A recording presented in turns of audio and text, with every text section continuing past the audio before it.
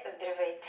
Здравейте, добър вечер на вас, на зрителите на канал 1 и добър вечер на моите съграждани от Свищов и 15-те населени места от общината, най-вече на тях. По професия сте адвокат, университетски преподавател сте, съветник сте на настоящия образователен министър. За какво вие да ставате кмет?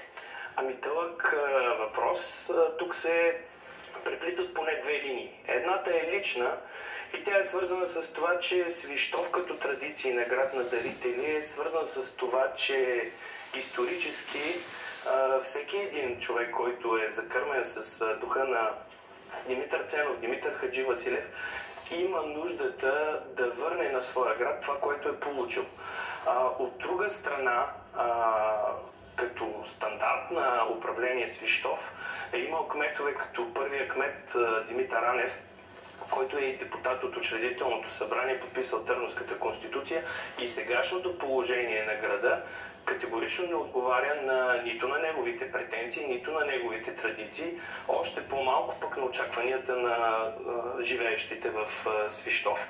Така че въпросът в личен план за мен беше: можем ли да направим така, че Свищов от статистически най-бързо обезлюдяващия град в страната, и то по данни на Националния статистически институт, да успее да задържи своите млади хора? Защо смятате, че сте подготвен, откъде имате това самочувствие, че сте подготвен да управлявате града и да се справите, ето, например, с този проблем, който казвате, обезлюдяването?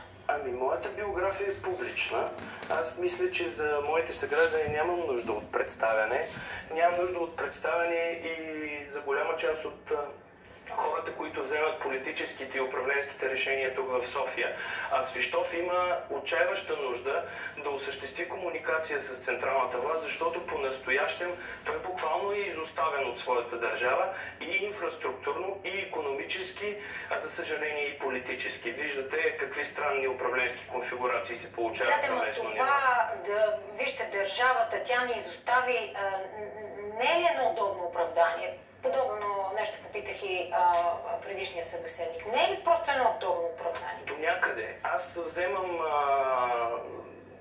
пример от думите на кмета на Банско и да обясня на моите съграждани, че ние вече имаме България на няколко скорости. Не Европа и Европейски съюз на няколко скорости, а България на няколко скорости. Проблемите на Свищов съвсем не са проблеми на Банско. И го казвам със съжаление, защото там се говори за нужда от футболни игрища, от подобряване на паркова база. В Банско имам предвид. Какви са проблемите в Свищов? При нас,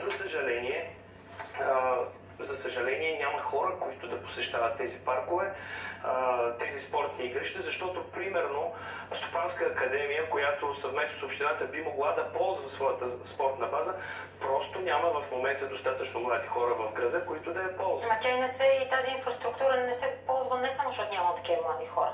Нали така? Със сигурност, но...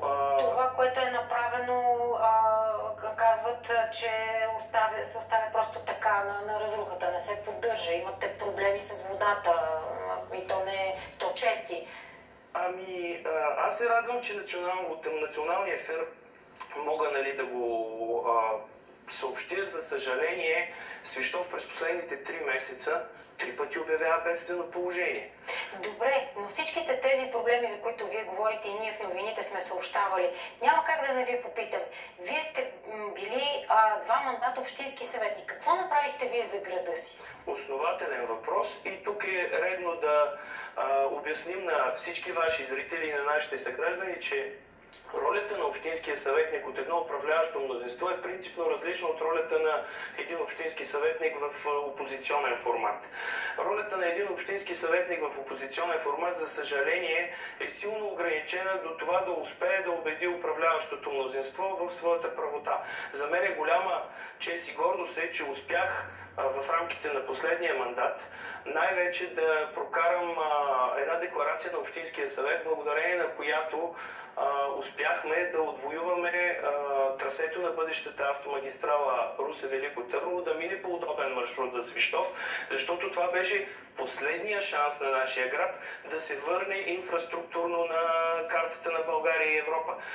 Наистина е непростимо най-южната точка по течението на река Дунав, най-търговският град по времето на Възраждането, по думите на всички историци, да бъде в положение, в което няма нормален довеждащ път до него. Така че ако успеем в бъдеще да вкараме Свищов в инфраструктурните проекти на държавата, ако успеем съвместно с румънската държава, защото истина е, че Дунав мост 3, за който толкова много се говори, е приоритетен проект именно за румънците, за съжаление не и за българската страна, и успеем да убедим националното правителство, че си заслужава да се инвестира в тази посока, това ще даде шанс на Свищов. Разбира се, това е свързано и с много работа на местната власт, установяване на контакти с централната власт в София и най-вече за обикаляне на посредниците в този процес, както е по-настоящем, защото за мен не е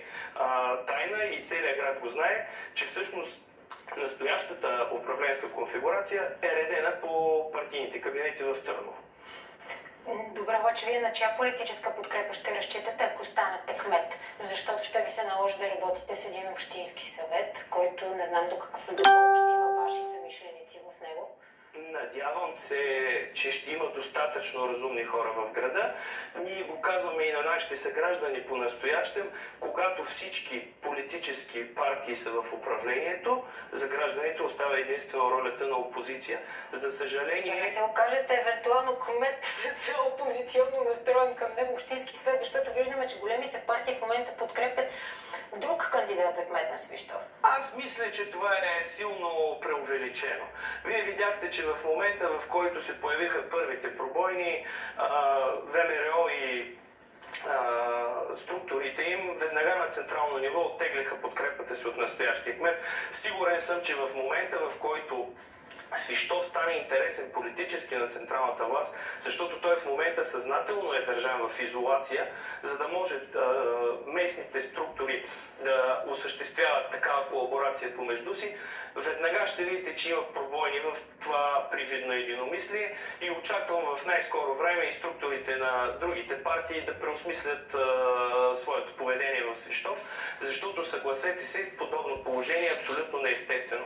Коя програма би изпълнявал настоящия кмет, ако бъде избран? На БСП, на ДПС или на ГЕРБ?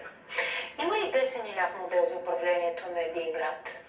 Мисля, че има. Добре, вие сте десен човек, нали така? Именно. Подкрепен от СДС, приемаме го точно така. Какви мерки предлагате? Например, какво ще правите за местните данъци и такси, да речем? Как ще подходите тук? Ами със сигурност знаете, че има една бомба с закъснител в местните бюджети и това е такса смет. Да. Не е случайно централното правителство го отложи решението за 2010. Преди избори никой няма да се приеме, че ще дига местните данъци. Истината е, че това преразпределение, ако направим така, че всъщност всеки да плаща толкова колкото замърсява, ще преразпредели тежестта от страна на бизнеса по отношение на гражданите. Хората това трябва да го знаят, но ние сме се наели заедно с екипа ми да разработим такава система за отчитане на такса смет, тъй като дори и сега няма пречка това нещо да бъде направено. Просто на общините масово не им изнася това положение и поради тази причина предпочитат удобно да действат с данъчната оценка на недвижимия имот. Местните данъци, всъщност и размерите им не са най-големия проблем. Проблема е липсата на основа, която да ги генерира.